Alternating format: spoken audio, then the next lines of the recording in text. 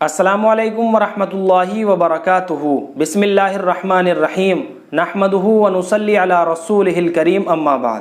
محترم ناظرین حضرات، بالو ٹیلر معلوم کرتے ہیں کہ آپ عائزہ نام کے بارے میں بتائیے۔ عائزہ نام رکھنا کیسا ہے اور اس کے معنی کیا ہے، مطلب کیا ہے؟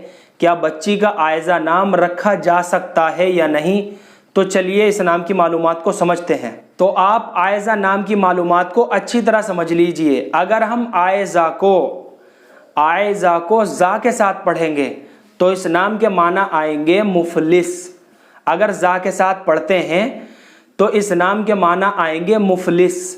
تو اس لیے معنی کے اعتبار سے زا کے ساتھ جو نام ہے عائزہ، یہ رکھنا اچھا نہیں ہے، درست نہیں ہے۔ ہاں، اگر آپ عائزہ کو زا کے بجائے زال کے ساتھ پڑھیں گے تو اب اس نام کے معنی اور مفہوم نکل کر آئیں گے پناہ دینے والی، پناہ میں آنے والی۔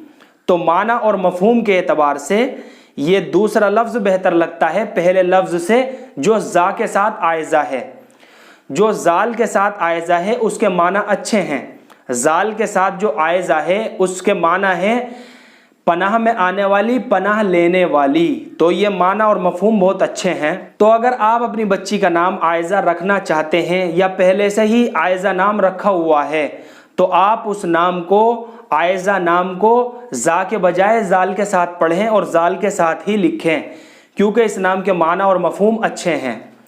لیکن چلتے چلتے پھر بھی میں آپ حضرات کو ایک مشورہ دوں گا کہ اگر آپ اپنی بچیوں کے نام رکھنا چاہتے ہیں تو صحابیات کے ناموں کے اوپر رکھیں تاکہ ہماری بچیوں کو بھی صحابیات کے ناموں کی نسبت حاصل ہو جائے۔ اور صحابیات کے ناموں کے لیے معنی کی کوئی ضرورت نہیں ہوتی، بس نسبت ہی کافی ہوتی ہے۔ اللہ سے دعا ہے کہ اللہ ہمیں سنت و شریعت کے اوپر پابند فرمائے۔ فقط واللہ اعلم۔ اللہ